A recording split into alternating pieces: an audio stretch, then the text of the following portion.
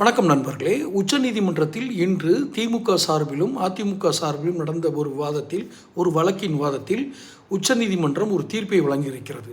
அதாவது உங்களுடன் ஸ்டாலின் அப்படின்னு ஒரு தலைப்பில் ஸ்டாலினோட படத்தை போட்டு கீழே பொதுமக்கள் சாமானிய மக்களுடைய ஒரு 4 பேரோட படத்தையும் போட்டு அந்த பேனர் தயார் பண்ணி பொது இடங்கள்லேயும் சமூக வலைதளங்கள்லேயும் விளம்பரப்படுத்திட்டு இருந்தாங்க.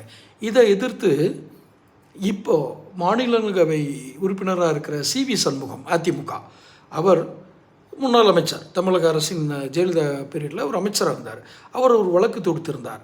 அதாவது மக்கள் நலத்திட்டங்களில் தற்போது உயிரோடு இருக்கும் அரசியல் தலைவர்களின் படத்தையோ அல்லது மறைந்த அரசியல் தலைவர்களுடைய படத்தையோ பயன்படுத்தக்கூடாது. காரணம், இது அரசின் திட்டம், இதற்கு தனிநபர்கள் உரிமை கோரக்கூடாது என்ற ஏற்கனவே உயர்நீதிமன்றமோ நீதிமன்றங்கள் வழங்கிய தீர்ப்பை அடிப்படையாக வைத்து ஒரு வழக்கு தொடுத்திருந்தார். அந்த வழக்கு விசாரணை இன்று வந்த பொழுது இருதரப்பும் ஒருவருக்கு மாறி எல்லாத்தையும் சொன்னாங்க.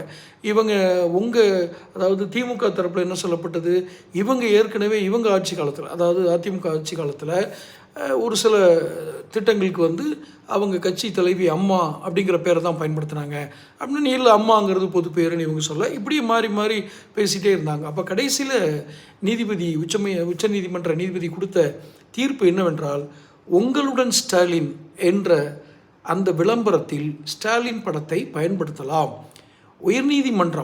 சென்னை உயர்நீதிமன்றம் விதித்த அந்த தடை நீக்கப்படுகிறது அப்படின்னு சொல்லியிருக்காங்க. இது எப்படி எடுத்துக்கொள்வது என்று தெரியவில்லை. ஏனென்றால் இதை பொதுவான நோக்கில் நீங்கள் பார்த்தால் இது ஒன்றும் பெரிய ஒரு தவறாக தெரியாது. ஆனால் திமுகவினுடைய நோக்கத்தை இதில் நீங்கள் அறிந்தால் மிகப்பெரிய ஜனநாயக ஆபத்து இருக்கிறது. இவர்கள் எப்படியெல்லாம் பயன்படுத்துவார்கள் என்ற ஒரு அச்சமும் இருக்கிறது. இது நீதிமன்றம் ஏன் இப்படி ஒரு தீர்ப்பை கொடுத்தது என்று தெரியவில்லை. தமிழக அரசியலின் அல்லது குறிப்பாக திமுகவின் செயல்பாடுகள் குறித்த ஒரு பின்புலம் இங்கு சரியாக வாதிக்கப்படவில்லையோ என்ற ஒரு ஐயம் எனக்கு நிலவுகிறது. காரணம், எதிர்த்தரப்பாக இருந்த அதிமுக CV சண்முகம் இன்னும் வலுவான வாதங்களை வைத்திருக்க வேண்டும்.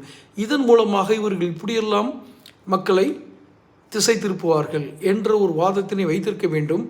வலிமை இல்லாத வாதங்களை வைத்து வழக்கறிஞரின் குற்றமா அல்லது அந்த வாதங்களுக்கு வலு சேர்க்கும் தரவுகளை தராத CV சண்முகத்தின் குற்றமா? யார் குற்றம்? யாருக்கும் தெரியாது. ஆனால் பாதிப்பா நல்லதா கெட்டதா பொறுத்திருந்து பார்ப்போம். சேனல் பாருங்கள், சப்ஸ்கிரைப் பண்ணுங்கள், நோட்டிஃபிகேஷன் பில் பதிவு பண்ணுங்கள். அப்போ தான் பதிவுகள் சேரும். பிடிச்சிருந்தால் லைக் பண்ணி ஷேர் பண்ணுங்கள்.